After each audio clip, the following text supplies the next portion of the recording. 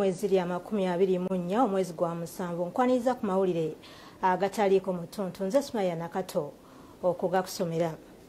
Nga tanse ne poliisi y'e Kato eriko omusajja gwekutte ng'onaateeberezebwa okubeera ne Kobaane mu kutta Ssentongo omutuuze w'omu Kironde Zone mu Ndeeba. Embeera eno ereesewo obunkenke mu batuuze nga bagamba nti ebyokwerinda birina okunywezebwa.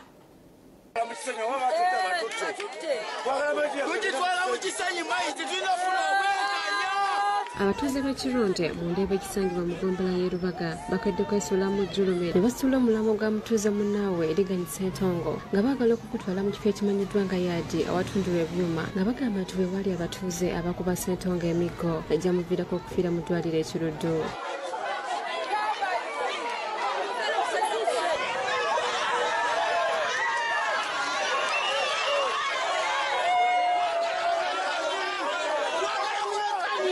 Bino tubasanze mukungu bagira omugenzi wabula nga balaga obutali bumativu n'enfa ya Ssentongo nga bagamba nti ekifo kino kirimu abantu abataagala gambwa.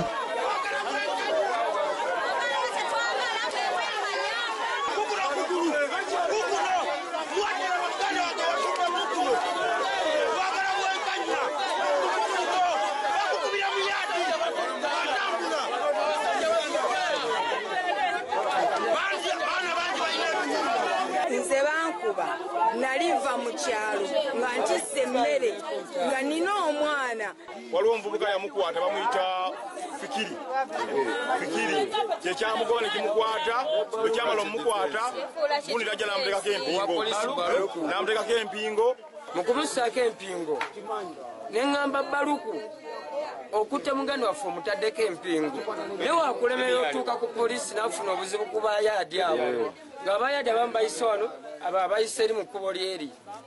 Owulira takisi nagireka awo nga ndaba bamusalidde kwali yamuleka ku mpingo n'amubawa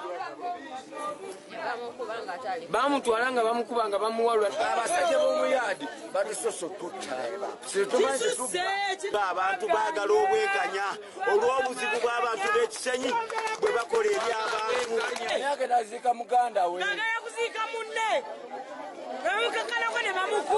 okusinziira ku batuuze Ssentongo okukubibwa emiggo yali anoonya takisi yali agenda okutwala abakungubazi nga bwe balambulula. Nga tuwali na musango ese yakola omusango tuwali musango nti waliwo. Owulira tuba tutuuse okuziika ssaawa 8 batukubira essimu nti omwana abayaadi mu Kisenyi bamukubye emiggo ayinza okufa. Mu butuufu ngenda okuvaayo eyo nkubira omwana nti omwana ali ludda ne baŋŋamba nti omwana bamuwadde ekitanda ali mu ddwaliro. Oluvannyuma poliisi okuva e Katwenge ekulembeddwamu DPC Etabudde kumagira etuuse n'eggyawo omulambo ng'okunoonyereza bwe kukyagenda mu maaso. Yudaya Namyalo yakusakidde eggulu erina okulaba Bukedde TV.